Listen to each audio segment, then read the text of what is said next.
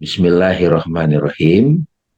Dengan nama Allah yang Maha Pengasih dan Maha Penyayang. Assalamualaikum warahmatullahi wabarakatuh. Waalaikumsalam Alhamdulillah, warahmatullahi wabarakatuh. puji syukur kita haturkan kehadirat Allah Subhanahu wa taala. Di ini hari ini pagi subuh ini kita diberkati, bisa diberi semangat, bisa diberi inspirasi untuk bersama-sama melakukan tradisi yang bagus, mengkontemplasi ayat-ayat suci Al-Quran yang turun kepada manusia mulia, manusia suci, Rasulullah Nabi besar Muhammad Sallallahu Alaihi Wasallam. Insya Allah selama bulan suci Ramadan ini kita akan lakukan 3 kali seminggu, jamnya seperti ini. Dan saya akan ditemani sahabat saya Ustadz Andi Alpi, masih muda, tetapi beliau ini guru bahasa Arab sudah 10 tahun. Ya, beliau bisa berbahasa Arab itu karena menurut saya itu laduni. Ya, jadi laduni. Saya belajar bahasa Arab terus-terusan susah-susah banget. Dan bukan cuma beliau Ustadz Andi Alpi belajar bahasa Arab, tapi juga mendalami filosofi tasawuf bersama saya, belajar juga tradisi-tradisi agama-agama besar dunia gitu. Rajin juga bermeditasi. Mudah-mudahan saya berdua di sini dan teman-teman bisa bersama-sama memasuki ruang-ruang hati kita sehingga kita bisa menyaksikan ruang atau pusat semesta gitu ya. Nanti insya Allah ini dianggap sebagai gua hiro kita. Nah, kita akan mengambil dari teks buku, ini kitabnya nih ibu-ibu nih, kitabnya ini nih. Jadi kitab berbahasa Arab Ustaz Andi, tapi nggak usah khawatir, kita akan buat renyah. Ini ada buku bahasa Indonesianya, bisa di Tokopedia juga ya, dari Juz Amma ya. Nah, pada kesempatan ini, jadi kita nggak usah buru-buru ya, nggak usah buru-buru. Kita baca teks Arabnya, lalu nanti Ustadz Andi akan memulai penyingkapan dari sisi bahasa. Nanti saya akan membantu agar ini bisa relevan dalam kehidupan, supaya Al-Quran jadi betul-betul petunjuk bahwa bagi kita. Saya persilakan Ustadz Andi ya. Nah, silakan. Jadi kalau pegang Al-Quran ada juz ammanya aja. Juz amma ya. Surat An-Naba. Silakan Ustadz Andi. Baik, Don. Terima kasih banyak. A'udzubillahi minasyaitonirrajim. Bismillahirrahmanirrahim. Allahumma israh li sadri wa yassir li amri wahlul 'uqdatam min lisani liyafqahu qouli. Alhamdulillah, pagi kali ini kita lanjutkan lagi belajar atau tadarus Quran yang pernah sebelumnya kita mulai juga sama Bang Dame beberapa bulan yang lalu, berkenaan dengan tafsir yang sama, yaitu tafsir Al-Quran dari perspektif Sufi Ibnu Arabi. Tapi saya dan Bang Dame, kita semua ingin mengambil isyarat-isyarat ilahi atau pesan-pesan ilahi yang berguna buat kehidupan kita sehari-hari dari ayat-ayat suci Al-Quran. Tentu ayat suci Al-Quran adalah ayat yang memang diturunkan untuk kepentingan atau untuk membimbing manusia secara batin dan maupun zohirnya. Kita akan membaca hari ini tafsir atau kontemplasi kita dari surah An-Naba, atau Naba artinya berita. Dari surah pertama di juz 30 itu berkenaan tentang berita. Ini bagus banget karena awal-awal Ramadan kita harus belajar tentang berita. Berita apa sih yang pengen disampaikan Al-Quran tentang kehidupan ini. Saya baca dulu bahasa Arabnya, nanti Bang Dame Bisa yang share screen, bisa juga enggak? bisa Bang, udah. Ya, udah bisa, saya udah izinkan. Ya, Oh iya, oke, silakan. udah. Jadi surah Naba bercerita tentang berita, berita yang agung atau berita yang besar, yang mana berita ini sangat menarik untuk kita ketahui. Berita apa sih? Baiklah, kita mulai suratun Naba. Bismillahirrahmanirrahim. Tafsir suratin Naba. Minal ayati wahid hatta samaniyat asyar. Jadi yang ingin kita kaji adalah ayat pertama sampai ayat 18 di dalam surah An-Naba.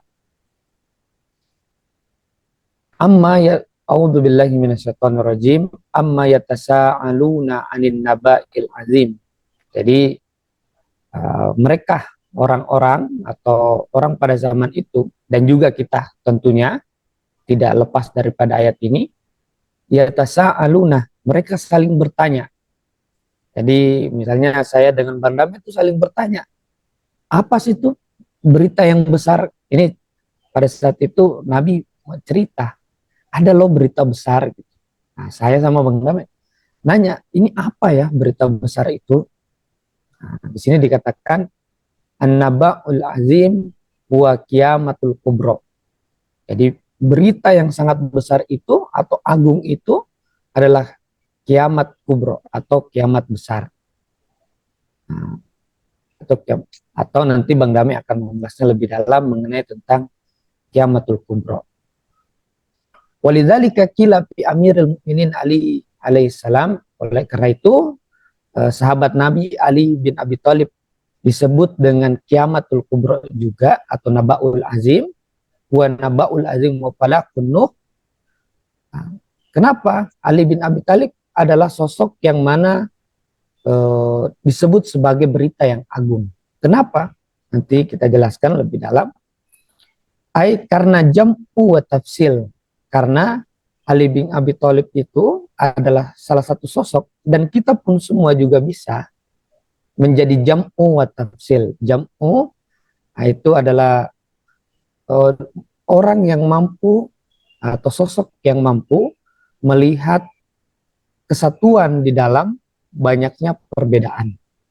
Nah, sedangkan tafsil, orang yang mampu atau sosok yang mampu melihat kesatuan, melihat perbedaan dalam kesatuan. Jadi orang yang sudah kita sebut sebagai kiamat atau orang yang sudah bangkit, itu adalah orang yang sudah mampu melihat kesatuan di antara banyaknya perbedaan-perbedaan dalam kehidupan. Nah, tapi dia mampu juga melihat, walaupun semuanya satu, tapi mampu melihat bahwa semuanya ada perbedaan, ada porsinya masing-masing. Dikatakan bi'tibaril haqiqati wasyari'ah liqaunihi jami'an lahuma. Karena Ali bin Abi Thalib adalah manusia yang terhimpun padanya syariat dan hakikat, atau terhimpun padanya ilmu zahir atau apapun yang kita lihat kan ini banyak, tapi pada hakikatnya adalah satu. Jadi orang yang sebagai jadi Naba'ul Azim itu bisa sosok juga adalah sosok yang sudah melihat kesatuan dalam keragaman. Kemudian kita ulas kembali tentang kiamat atau yang tadi dikatakan Naba'ul Azim itu adalah kiamatul kubro. Jadi dalam tafsir Sufi Ibnu Arabi, kiamat dibagi menjadi tiga. Ada kiamat sugro atau kiamat kecil. Kiamat kecil itu ya bencana, musibah, hal-hal yang mana membuat manusia menjadi sadar. Jadi misalnya dikecewakan, dengan itu menjadi sadar mencari sosok atau mencari sesuatu yang lebih dalam atau mencari sesuatu yang intinya kiamat dalam secara bahasa artinya bangkit. Jadi kiamat sugro adalah peristiwa-peristiwa yang dialami manusia yang mana membuat manusia menjadi kesadarannya menjadi lebih meninggi atau bangkit. Kemudian kiamat wusta atau kiamat yang menengah. Jadi ya, kiamat ada banyak. Ya intinya kiamat bukan artinya kehancuran alam semesta, tapi intinya adalah segala sesuatu yang mana membangkitkan kesadaran kita. Apapun itu, kejadian-kejadian dalam kehidupan kita semua bentuknya kiamat. Nah, kiamat wusta ini itulah kematian. Ketika seseorang meninggal, mereka akan tersadar. Makanya dalam hadis Nabi, Pak Izamatu ibnu Adam pantabahu. Ketika seorang anak cucu Adam itu meninggal, maka mereka tersadarkan. Itu juga bagian daripada kiamat. Tapi kiamatnya adalah kiamat al-wusta atau menengah. Nah, berupa kematian.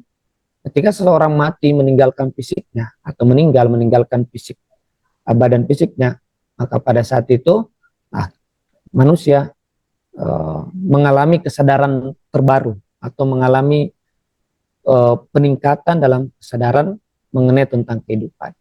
Nah, terakhir kiamatul kubro atau naba, yang mana dalam surah An-Naba disebut dengan Nabaul Azim, itu adalah pencerahan atau akhirnya ego. Itulah kiamatul kubro, kebangkitan yang besar, yang mana dengan berakhirnya ego, yang kita saksikan adalah kesatuan, yang kita saksikan adalah cinta, yang kita saksikan adalah kebahagiaan. Itulah kiamatul kubro, yang mana menjadi berita agung yang ditanyakan manusia pada saat Nabi dan sekarang pun juga. Itu kiamatul kubro. Nah, itu pembagian kiamat. Kemudian lanjut kepada, karena tafsirnya loncat, dia lanjut kepada ayat ke-17, yaitu inna yaumal fasli. Nah, tentang yaumal fasli atau hari pemisahan, atau di sini banyak yang menurut tafsiran depaknya dikatakan sebagai hari keputusan. Nah, walaupun sebenarnya kata fasli secara bahasa artinya pemisah. Jadi orang yang tidak sampai pada kiamatul kubro, yaitu hanya sampai kepada derajat kematian, yaitu kiamatul wusta, mereka pada saat itu yang belum mencapai sebuah pencerahan, nah, itu akan dipisahkan. Ada yang bahagia, ada yang menderita, ya tergantung amal perbuatannya. Dikatakan yaumun yufassalu bainan nasi, yaitu hari di mana manusia itu hari dipisahkannya antara manusia yang bahagia dan menderita. Yufarriqut su'ada'a minal asqiya, dipisahkan antara yang bahagia dengan orang yang menderita. Wa baina kullu ta'ifatin min fariqain, setiap kelompok dari dua kelompok tersebut, orang bahagia dan orang menderita, memiliki perbedaan. Hal tersebut lahir dari perbedaan pola, bentuk, kebiasaan, dan amal perbuatan. Jadi kenapa terjadi orang yang belum sampai kepada kiamatul kubro, belum sampai kepada pencerahan total, maka dia akan sampai kepada kematian fisik, dan tubuhnya yang lain, ya subtle body ataupun juga jiwanya akan dipisah-pisahkan, ada yang bahagia dan ada yang menderita. Ketika dia di kiamatul kubro, maka yang terjadi adalah tidak ada lagi perbedaan antara orang bahagia dan orang menderita. Akan tetapi kalau masih berada pada kiamatul wusta atau kiamat menengah, maka adalah yang menderita dan ada yang tidak menderita. Kemudian dikatakan hal tersebut kenapa terjadi ada menderita, yaitu karena mereka memiliki pola yang berbeda-beda, bentuk, dan juga memiliki kebiasaan yang berbeda, dan juga amal perbuatan. Jadi amal perbuatan, kebiasaan, bentuk-bentuk yang kita lakukan di kehidupan ini, itulah yang menjadi manifestasi atau menjadi bentuk bagaimana kehidupan di akhirat atau kehidupan lain. Jadi selama manusia belum mencapai yang namanya kesadaran total, atau belum mencapai kekosongan, atau belum mencapai kepada pencerahan, maka manusia akan masih terjebak pada pola-pola dan bentuk-bentuk. Hal tersebut, di sini katakan mikana, yaitu kapankah manusia itu mendapatkan kiamatul kubro? Itu di sisi Allah. Jadi karena itu bahwa pencerahan itu indallah, di sisi Allah, wa fi ilmihi, dan di dalam ilmunya dan ketetapannya. Mikota itu punya waktu, dikatakan waktu yang telah ditetapkan, batasan yang telah ditetapkan, waktu yang telah ditentukan, seluruh makhluk kembali kepadanya. Nah, Di sini kata waqtan muwaqqatan yantahil khalqu ilaihi. Jadi seluruh makhluk apapun itu akan berakhir kepada Allah Subhanahu wa taala. Akan berujung kepada Allah Subhanahu wa taala. Ya, tinggal menunggu saja waktu yang tepat. Ya, semua manusia akan ke sana juga pada waktunya masing-masing.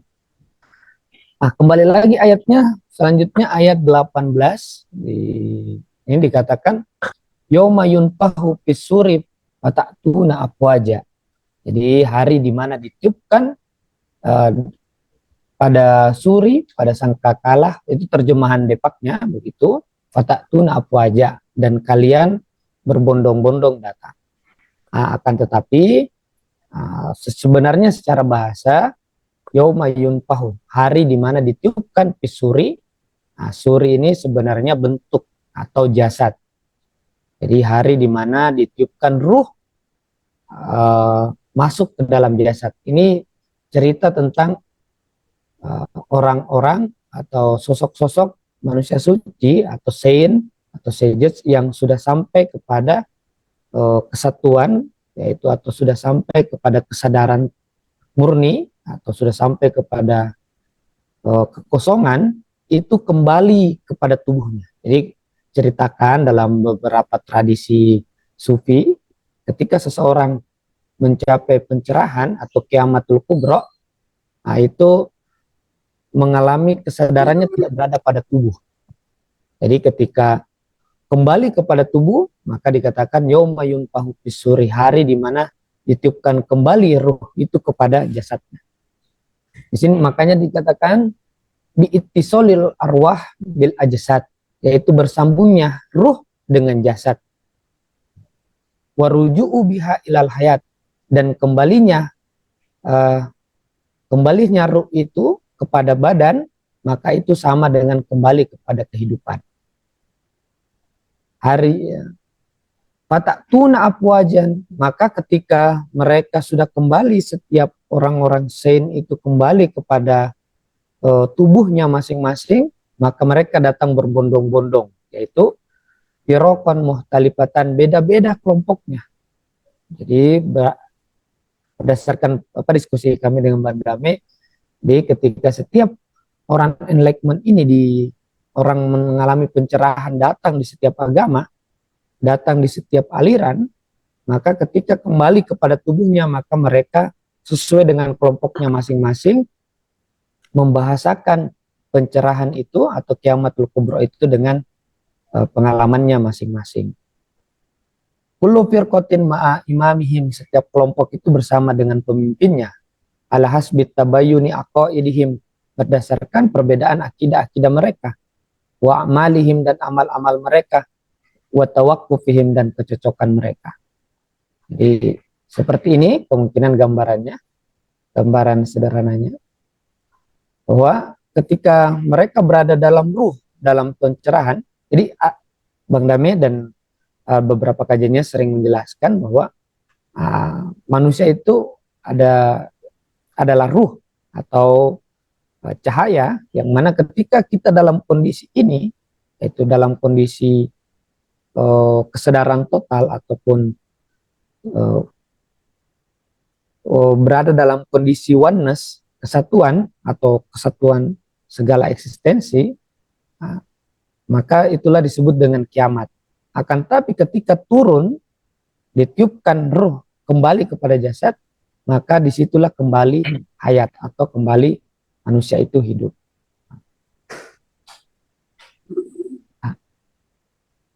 Mungkin ini dulu Bang, kita sambil baik. Bisa ditutup dulu, Ustaz? Ya, itu dulu Bang, kita sambil diskusikan.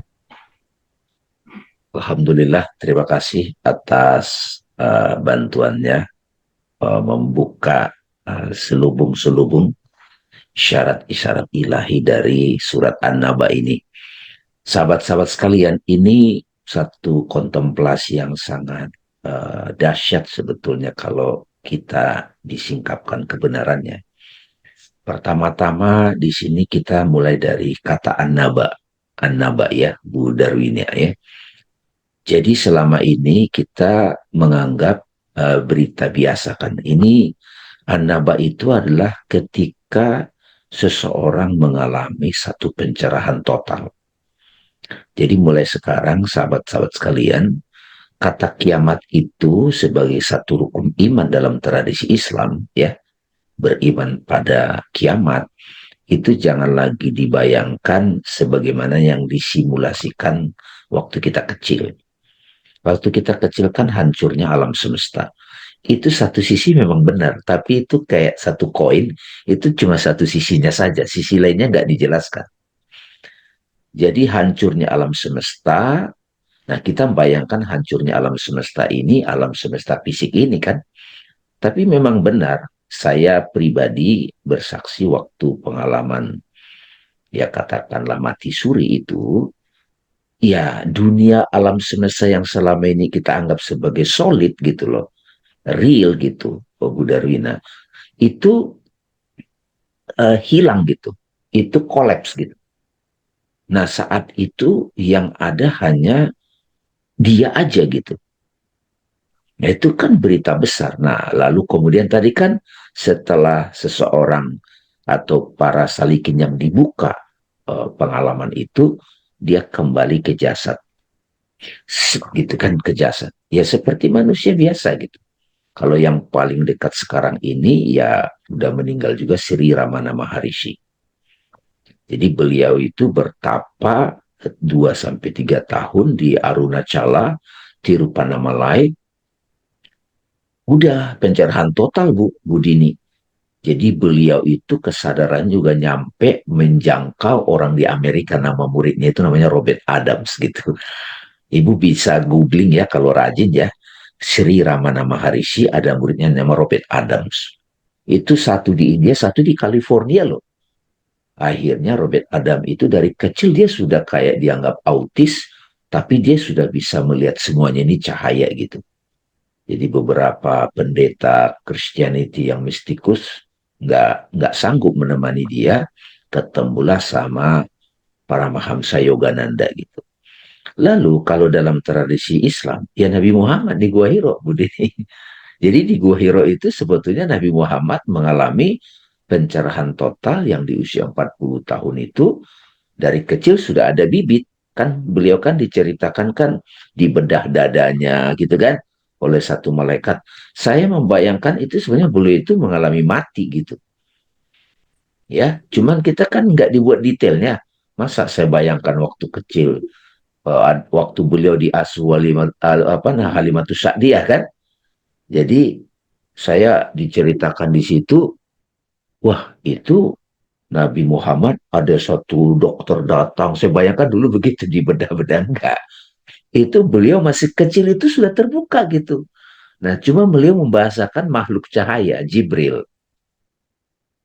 Nah, ya, ini harus mulai kita buka Ibnu Arabi terang-terangan membuka. Nah, karena Nabi dari kecil sudah punya bakat itu, terbuka, terbuka, terbuka, ya, maka beliau akhirnya, aku mau total, kira-kira gitu.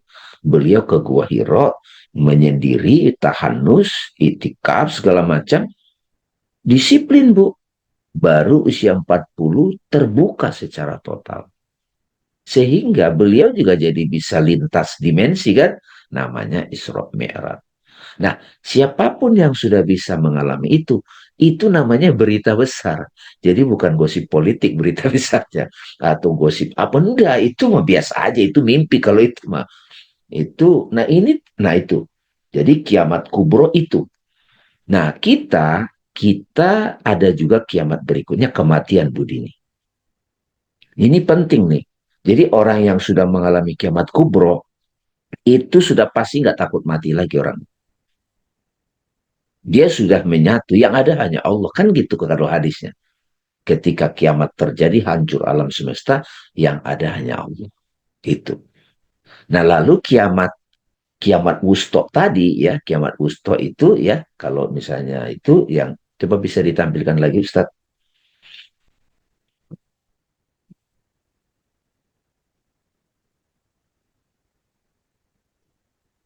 Nah ini yang kiamatnya. Nah ini penting nih teman-teman. Ini hari ini dapat penyingkapan ini, isyarat ini udah bagus. Jadi kalau kita lihat orang mati misalnya, itu kiamatul wusto, tetapi kalau dia belum mengalami kiamat kubro, pencerahan total, ya dia nanti bisa hadir. Nah ini pembahasan besok tuh ya, Ustaz Andi ya. Besok kita akan bahas seperti apa orang itu kalau dia belum mengalami kiamat kubro, dia hadir sebagai apa. Saya kasih bocoran dikit, bisa ditutup Ustaz. Itu bisa ditutup dulu. Nah, itu bocorannya adalah mereka nampak sebagai apa? Macam-macam bentuk-bentuknya. Kalau tadi yang tercerahkan itu kan dia jadi nabi kan, jadi pencerah. Dia hadir sebagai sosok, mohon maaf ya, monyet, babi, oh, orang buta, orang bisu dan tuli. Nah, itu yang lahir dalam keadaan cacat segala macam gitu, Bu.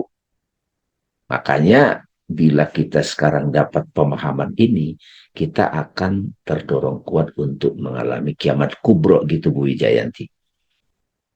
Ya jadi, nah kalau kiamat sukro yang kecil-kecil tadi kayak musibah-musibah Bu. Kita misalnya diputus pekerjaan, wah ini kiamat nih bagi gue kan biasa tuh. Kiamat politik, tsunami kiamat, oh, pandemi kiamat. Tapi poinnya ketika itu terjadi, itu membuat kesadaran saya naik nggak? Saya dapat hikmah nggak di situ gitu. Jadi kita perlu mengalami kiamat-kiamat kecil, bencana-bencana, saya suka nyebut suffering itu, bisa sakit, bisa itu dihina, bisa bangkrut, bisa kecelakaan. Itu mestinya mengingatkan kita pada kesadaran. Udah dikasih bencana, masih sombong juga gitu, masih belagu juga, kan itu kan parah. Gitu. Jadi itu poin yang sangat penting. Nah, diceritakan lagi di sini, Imam Ali itu dianggap sebagai, diketahui sebagai yang sudah mengalami kiamat kubro. Nah, zaman sekarang siapa ya? Gitu. Itu satu inspirasi juga tuh. Kalau kita sudah ketemu sosok yang sudah mengalami kiamat kubro, sosoknya sekarang dia masih ada di badannya. Wah, kita nanya apa saja, dia bisa buka rahasianya ke kita. Itu ya wali Allah. Dan yang menarik, dia juga disimbolkan di situ sebagai bahtera Nabi Nuh. Apa itu? Kalau sebetulnya Imam Ali, orang wali Allah itu bisa menyelam ke laut, nggak tenggelam gitu loh. Tapi kalau kita kan masih belum bisa nyelam ke laut, ya perlu bahtera kapal Nabi Nuh, itulah syariat. Jadi bagi sahabat-sahabat yang belum bisa ke hakikat, kita nih, kita perlu syariat, kita perlu kapal, kendaraan. Kalau nggak tenggelam kita, dicoba sedikit udah tenggelam, nyungsep gitu. Nah itu juga simbol kapal Nabi Nuh itu. Jadi kapal Nabi itu simbol dari seorang wali Allah yang bisa memadukan antara syariat dan hakikat. Jadi syariat itu kalau dalam konteks dia juga bisa berbisnis, dia bisa terjun ke dunia kehidupan manajemen gitu, tapi dia tetap tahu hakikatnya Bu Darwina. Gitu. Jadi, nah terus kemudian untuk bisa mengalami apa hakikat itu atau kebangkitan rohani itu ada ininya, ada saatnya, dan itu terjadi di sisi Allah. Kan kita suka dengar tuh, kita kembali di sisi Allah. Di sisi Allah kita bisa ngalamin sekarang. Apa itu artinya? Kita melihat segala peristiwa itu dari kacamata Allah. Saya selalu bilang begitu. Dari kacamata tauhid. Ya, saya suka bilang juga ke ya Ibu ya Bu Darwina ya, dari kacamata sang sutradara. Ya, kita tidak lagi terjebak melihat sepotong-sepotong gitu. Ya, itu apa namanya?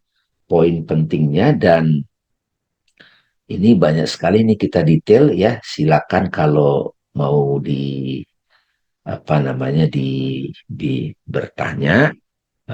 Sebelum ke pertanyaan, mau ada tambahan sedikit Ustadz Andi? Uh, Belum Pak. Jadi yang paling penting sih bahwa kiamat itu tidak pernah terjadi di luar sana, tapi kiamat itu selalu terjadi pada diri kita sendiri. Dan setiap harinya kita mengalami kiamat-kiamat itu, dan akan didatangkan dari luar untuk mengundang kiamat itu hadir lebih besar lagi dalam kapasitas diri kita. Makanya dari itu mungkin kita pernah kita lihat sejarah-sejarah saints atau sages itu pasti banyak kan hidupnya dilewati dengan mengalami kiamat-kiamat kecil itu. Jadi suffering, pasti banyak yang, jadi kalau ibu siapapun di antara kita mengalami suffering itu berarti petanda nih lagi mau naik kiamatnya. Iya.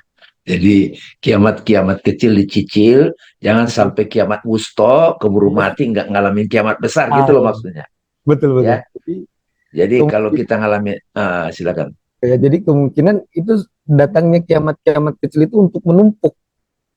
Nah, mampu nggak ngelewatin banyak kiamat ini? Gitu. Jadi kiamat besar adalah yang sangat agung, makanya disebut Nabaul Azim karena nggak seperti yang kiamat-kiamat. Kalau kita kan misalnya nih sadar misalnya sakit, oh penting banget jaga kesehatan, akhirnya olahraga. Gimana kalau dapat kiamat kubro itu? Pasti lebih gimana gitu. Sangat luar biasa. Kita aja misalnya gagal dalam sebuah usaha, oh iya mungkin saya harus belajar untuk tidak mempercayai banyak orang gitu. Atau saya harus belajar tentang, oh saya harus belajar lebih sabar. Itu kan luar biasa pelajaran yang kita dapat. Tapi tentu lebih hebat lagi kalau dapat kiamat kubro atau kebangkitan spiritual pencerahan yang tertinggi. Jangan sampai keburu kiamat wusto. Karena kalau kiamat wusto berubah, kembali lagi mengulang. Ya begitu Kembali komentar. mengulang cerita gitu. Mengulang cerita. Ya. Nah, itu ada yang nanya, gimana kiamat ini hubungannya dengan makom gitu. Ya, tentu saja dari saya dulu. Makom itu gini, kalau di dalam tasawuf, sahabat-sahabat sekalian, itu ada istilah makom gitu. Banyak sekali. Tapi kalau kita langsung ke praktek self-inquiry pada diri kita supaya itu bukan hanya cerita orang gitu. Kita bisa baca tuh makom kita, derajat kesadaran kita menyikapi segala sesuatu. Jadi kalau ada peristiwa bencana, itu kiamat syukur sudah. Nah, apakah kejadian itu membawa kesadaran saya naik atau tidak? Tapi, nah kalau umumnya orang kan ujian, segala. Nah ini di ayat ini mau ditekankan, hey, kamu mau diajak ke kiamat besar loh. Kira-kira pertanyaannya, kiamat besar itu sebuah karunia atau sebuah kutukan? Kalau dalam hal ini, itu kemuliaan. Ya kan? Itu sudah jadi satu keniscayaan bagi manusia untuk mengalami karena dengan kiamat kubro itu, kiamat besar itu, Buddha mengalaminya pada waktu di pohon Bodhi itu. Nah, beberapa sahabat yang sekarang mau menjadikan Ramadan sebagai momen untuk disiapkan mengalami kiamat kubro bisa juga, ya kan? Jadi Nabi kan tradisi Ramadan ini kan puasa ini tradisi dari Nabi waktu ke Gua Hiro. Jadi dengan sadar kita menyiapkan diri agar itu terjadi kiamat kubro. Goncangannya kencang. Apa cirinya di situ? Udah bagus tuh. The end of suffering. The end of ego gitu. Berakhir ego. Udah nggak ada ego, Bu Yanti. Seperti apa sih hidup kalau udah nggak ada ego? Ya kita semua melihat ini dengan cinta kasih gitu. Dengan kedamaian total. Apapun sudah kita lihat, oh ini maksudnya gitu. Itu yang disebut one and many sudah satu. One and many gitu. Ketuhanan yang Maha Esanya, dia sudah kemanusiaan yang adil dan beradab. Kalau kita kaitkan ke Pancasila, kemudian persatuan Indonesia, itu nyatu semua satu tuh. Jadi manusia Pancasila itu secara hakikat itu yang sudah ngalamin kiamat kubro itu. Nah ini kan sayang nih kalau misalnya uraian ayat ini tidak diajak kepada hakikat seperti ini. Ini yang saya sama Ustadz Andi, teman-teman, ingin kita berbagi kontemplasi Al-Quran agar kita bisa menyaksikan isyarat-isyarat ilahi dalam semua aspek pengalaman hidup kita. Monggo Bu Yanti ada ini, biar kita ada interaksi. Belum, Bang, belum. Belum ya? Oke. Belum. Bu Darwina?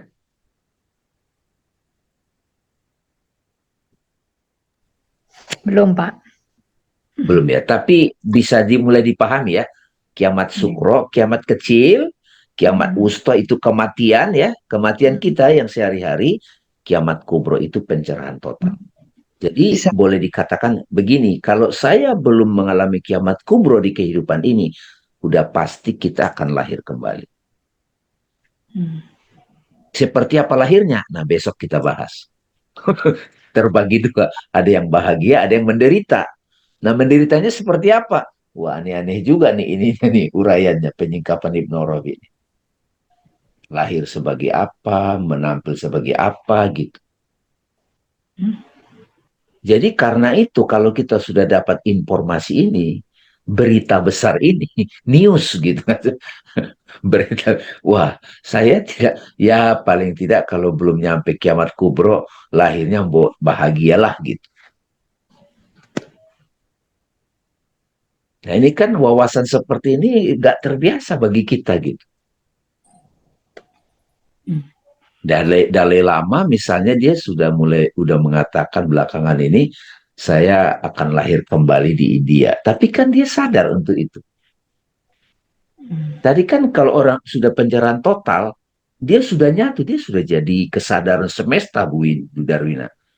Tapi dia berita besarnya lagi, dia ditiupkan lagi masuk ke tubuh itu, tapi sudah membawa ajaran. Itu yang mereka jadi berkelompok-kelompok.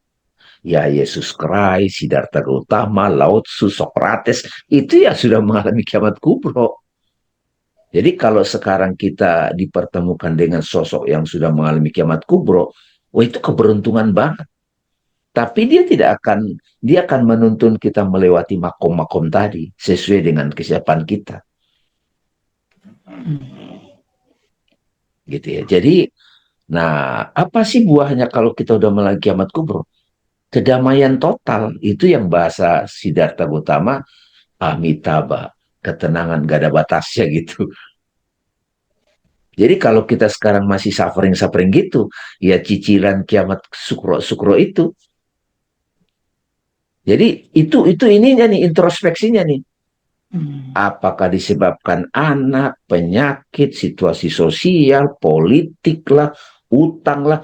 Kalau kita terganggu, ya itu kiamat-kiamat kecil. Kalau seorang wali terganggu nggak? Ya enggak lah. Jadi itu tanda yang nggak bisa dibantah. Waduh, kok anak saya nggak merhatiin saya sih? Kok ini begini? Ya itu kiamat-kiamat kiamat banget kan tiba-tiba anak nggak peduli sama kita. Tapi di satu sisi itu mau dibangkitkan rohani kita.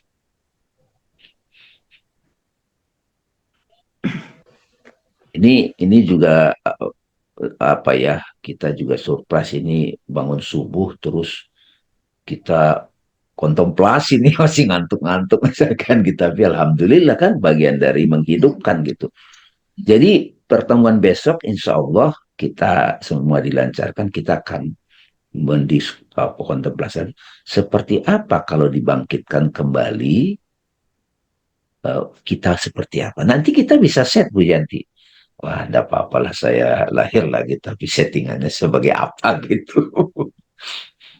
Kalau ini Bang Dame, kalau misalnya kita masih gundah gulana menghadapi hal-hal yang tidak kita sukai terjadi dalam kehidupan kita, itu sebenarnya kalau kita bisa melewati hal-hal yang tidak kita sukai dalam kehidupan, itu yang namanya kita bangkit ya, mungkin seperti itu ya. Jadi kita Gini, sudah tidak ada sudah netral gitu, suka gini, dan tidak suka, gitu ya. gini Bu, pada waktu itu ada, kita kan aku ini, oh saya masih terganggu nih dengan kejadian ini, dengan situasi ini. Dan itu mungkin itu puluhan kali datang ke kita, bertahun-tahun. Kalau sudah belajar ini, saya akan gunakan itu untuk kesiapan saya untuk kiamat kubro. Nah, saya sering tanya kalau pada saya itu, saya tidak suka sama orang itu, saya yang mana ya? Ya jelas ego. Nah, ego ini mati lagi. Maka kejadian begitu tidak akan hadir lagi pada kita. Kalau masih datang, cek lagi. Jadi kita tidak lagi melihat itu sebagai orang itu kok nyakitin saya, itu kan dramanya kalau itu. Kalau sudah seperti ini, oh ini Tuhan kirim buat saya agar saya bisa ngaca.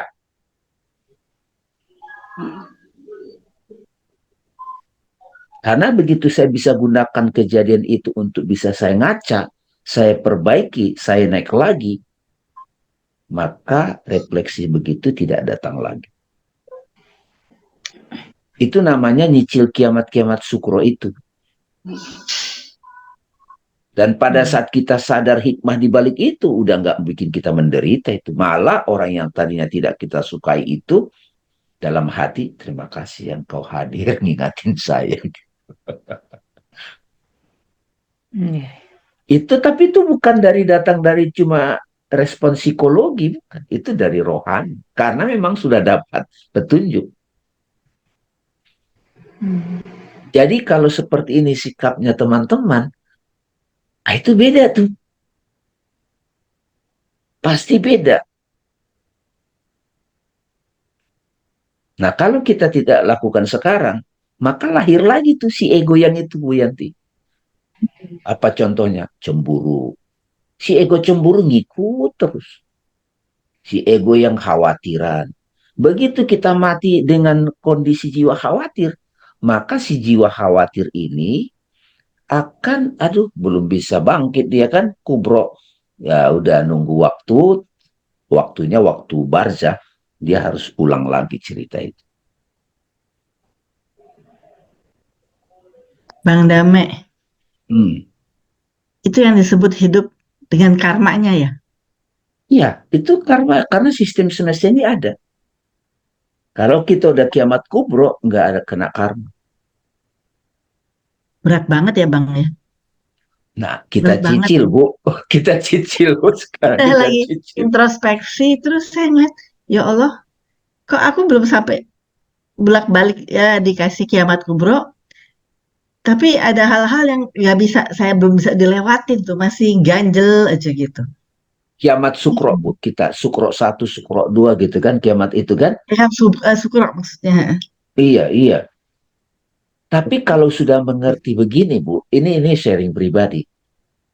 Ini kok, kalau tadi Bu Yanti kan bilang saya sudah mulai misalnya netral. Tapi kan gejolak lagi. Oh, ini belum lagi, belum kiamat lagi nih.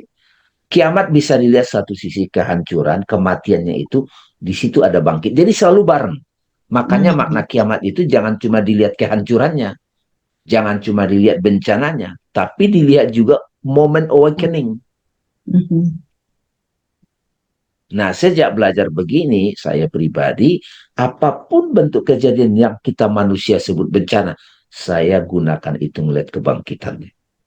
Cicil lagi, cicil lagi. Kalau sudah lolos, Bu, itu nggak nongol lagi bencana model begitu. Kalaupun masih nongol, bukan ke kita lagi, ke orang. Itu hukum sistem semestanya begitu. Ya, saya nonton film ya Bang, ya baru selesai ini ya. Apa ya namanya ya? Marry My Husband. Ya, kayaknya tuh dia mati, terus dia hidup lagi, lalu dia berusaha untuk baik, sehingga akhirnya apa yang dia rasakan sebelum dia mati itu pindah ke orang lain. Jadi dia melihat, namanya Marry My Husband ya, sehingga akhirnya dia bahagia deh. Pokoknya kalau ceritanya kan cerita ke dalam kehidupan ya, bahwa dia akhirnya mendapat kebahagiaan karena dia bisa mengatasi segala macam kiamat sukro waktu dia lahir di kehidupan yang sebelumnya. Ya, gitu. betul. Dalam kehidupan dia yang baru ini, walaupun masih sosoknya dia, tapi dia bisa mengatasinya. Oh, kalau kayak gini saya nggak boleh begini, saya mesti begini ya. Akhirnya dia bisa mengalami kebahagiaan di film itu ya. Ini kayaknya ini agak related.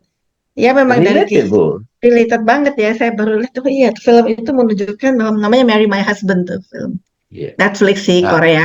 Bukan nih, Netflix sih. Satu lagi. Nah, satu lagi Bu Dini ya. Jadi silakan Ustadz nanti tambahin.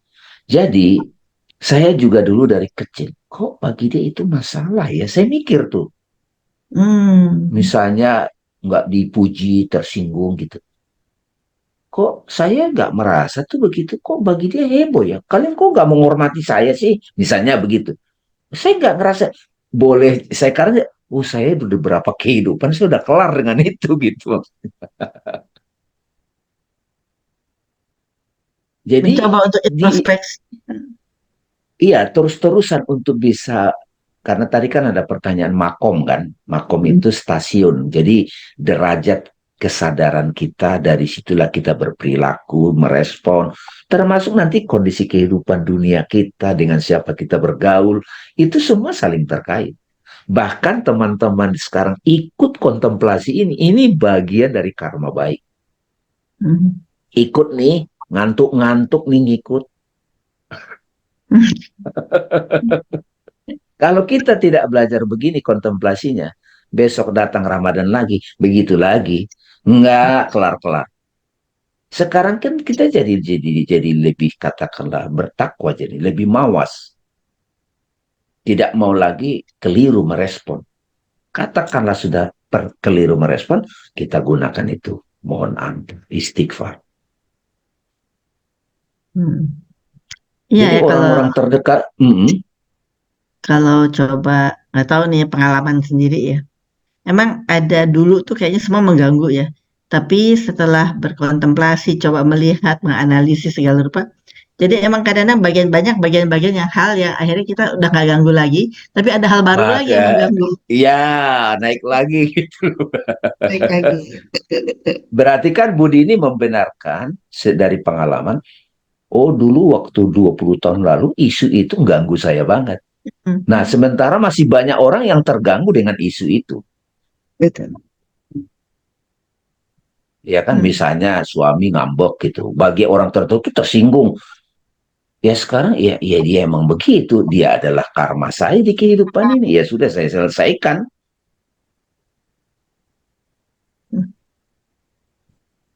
Iya. Jadi orang-orang terkait dengan kita itu ya bagian dari cerita masa lalu kita yang masih ngikut. Jadi nggak ada lagi waktu masanya untuk nyebelin dia, nggak usah lagi. Oke, saya terima. Kalau saya masih ribet, saya olah. Begitu saya olah, saya dipertemukan dengan sosok yang mengajak naik. Jadi siapa guru kita, siapa sahabat kita, dengan siapa kita berpartner, itu bagian dari kenaikan-kenaikan makom tadi. Kalau kita bangga dengan makom kita, terjerembab lagi. Ini nggak ada bangga-banggaan.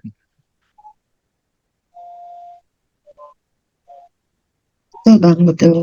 Rasakan setiap hari itu ada aja tapi bisa mengatasi gitu. Ada lagi katanya kalau naik tingkat itu memang kita tidak akan dalam kondisi nyaman terus gitu. Selalu ada tapi kita bisa mengatasi. Kemudian oh itu benar yang Bang Dame bilang, oh itu dulu saya rasa seperti itu, saya marah, tersinggung, tapi sekarang sudah enggak seperti itu ya. Jadi udah bisa melewati hal-hal yang membuat emosi itu, ketersinggungan, kemarahan, kebencian, itu udah lewat, sudah lewat. Sehingga masa-masa itu udah nggak ada lagi. Sekarang hal yang lain yang kesel itu ya misalnya lihat politik gitu kesel, tapi ya udah nggak apa-apa gitu udah. Makomnya beda, lebih luas lagi gitu. Iya iya Kok betul. iso gitu misalnya. Iya, iya, iya. Tapi Bang ya, seringkali lingkungan nganggap kita tuh pelin-pelan. Dulu lo sebel, sekarang lo kok maafin, terus lo bisa baik sama dia. Waduh, salah ya gue ya. Lu tuh gimana sih nggak konsisten sama si sering sekali disalahkan oleh lingkungan seperti itu ya. Karena kita ya udahlah kita maafin, terus kita udah bisa ngobrol, bercanda, baik gitu ya. Tapi orang bilang, kok kamu aneh sih kemarin kamu sebel sama dia, kok sekarang kamu jadi bisa baik sama dia. Kamu tengah konsisten deh jadi orang. Jadi ya lu salah nih kita. Jadi kayak orang pelin-pelan. Bukan Tapi pelin-pelan. bisa dilihat begini Bu, dianya nggak bisa melihat kita utuh. Orang yang komentar ke kita tentang itu nggak melihat kita utuh. Kita kan punya banyak wajah, jiwa kita itu banyak. Nah ini seru nih, besok insya Allah kita akan bahas seperti apa sih kira-kira kalau lahir lagi. dibangkitkan kalau belum nyampe ke kiamat kubro. Ya nggak apa-apa, kan ini emang mau kemana kita memang kan Tuhan di sini-sini juga. Di sisi Allah itu bukan di sisi dari anta beranta. Di sisi Allah itu kita sadar dalam setiap tarikan napas kita dia hadir. Dalam setiap kesedihan kita dia hadir. Dalam setiap tindakan pikiran kita dia ada, itu di sisi Allah.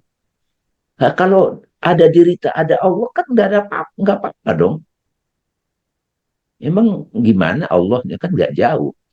Dalam sakit itu Tuhan menemani. Ustadz Andi silakan ditambahkan. Insya Allah ya, ini kalau kita teruskan cukup 6.30 aja ya Bu Dini ya. Insya Allah besok biar penasaran besok. Mau tanya Silakan, sedikit boleh Ustadz? Boleh. Ya, Silakan Bu Dini. saya tadi berpikir tentang kiamat sugro ya. Itu kan di sisi satu ada penderitaan, tapi sebetulnya di sisi lain itu ada peluang untuk kebangkitan. Ya. Ya. Nah, apakah untuk kita bisa selalu ada di sisi kebangkitan, sebetulnya kita harus selalu belajar untuk melihat apa hikmah di balik kejadian yang membuat kita derita itu. Jadi kan selalu ada hikmah ya, tapi seringkali kita tidak menemukan hikmah itu. Jadi apakah mungkin kita memang harus selalu belajar untuk apa ya hikmahnya ini buat aku gitu. Itu akan membantu kita untuk bisa pada sisi kebangkitan itu ya, Bang Damai. Betul sekali Bu Dini. Alhamdulillah. Itu yang saya sebut itu selalu ikro. Oke, ya.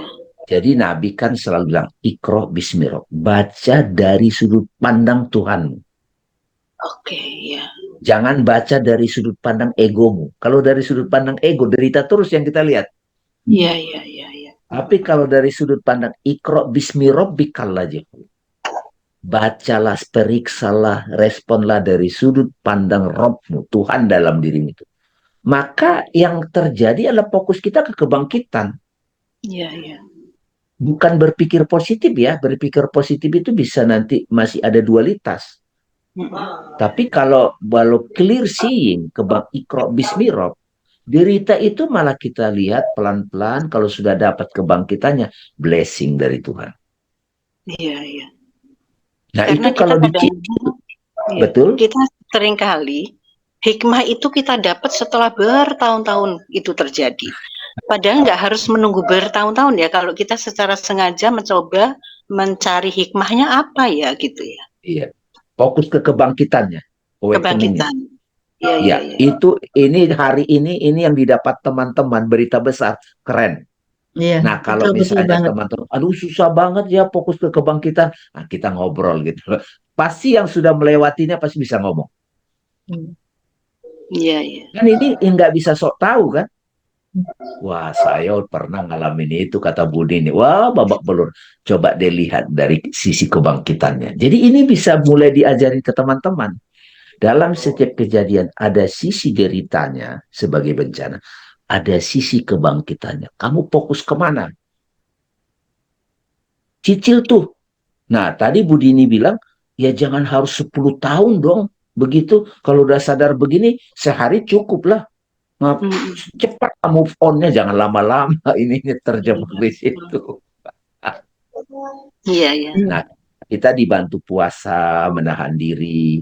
Kita dibantu meditasi, kita dibantu zikir. Nah, itu baru bangkit. Makasih ya Bu Dini ya. Ya, makasih Bang Damai. Makasih Pak Ustadz. Oke. Ada lagi? Cukup? Bu Pita udah buka nih, mau nanya kayaknya nih. Disimpan buat besok. Oh ya, oke. Silakan Ustadz Andi. Kalau tadi sudah tanya yang makom tadi saya itu. Oh iya, oke Bu Pita. Iya. Insya Allah besok ikut lagi ya teman-teman ya. Ikut. Iya, oke. Insya Allah ikut. Silakan Ustadz Alfi. Ya, terima kasih Bang. Jadi terakhir closing statement bahwa apa yang kita pelajari pagi ini, insya Allah hari besok kita akan jelaskan lagi bahwa ini berguna juga jadi bukan hanya di kiamat sugro ilmu yang kita pelajari pagi ini berguna, tapi di kiamat wusto juga berguna nanti. Jadi dalam sebuah cerita, dalam buku Tibetan Death itu, di dalam buku tentang kematian dalam tradisi Tibet diceritakan bahwa orang yang meninggal atau meninggalkan fisiknya itu adalah waktu perenungan, waktu yang perenungan paling dalam. Jadi misalnya ribuan cerita yang kita alami, karena biasa dalam tradisi Islam diceritakan bahwa nanti semua amal kita diperlihatkan. Di situ waktu kontemplasi yang tinggi. Nanti Bang Dame akan cerita pengalaman Bang Dame tentang mati suri, karena itu sama saja dengan kematian. Nanti hari esok insya Allah kita akan bahas bagaimana kita bisa berkontemplasi di kehidupan selanjutnya, kehidupan non fisik. Nah, insya Allah besok kita lanjutkan lagi. Itu dari saya, Bang. Terima kasih. Ya. Makasih teman-teman. Alhamdulillah, barakallah. Insya Allah kita ketemu besok. Mudah-mudahan ini insya Allah kita rekam. Mudah-mudahan bisa ditonton ulang karena banyak tadi mutiara-mutiara yang hadir pada kita. Makasih teman-teman. Assalamualaikum warahmatullahi wabarakatuh.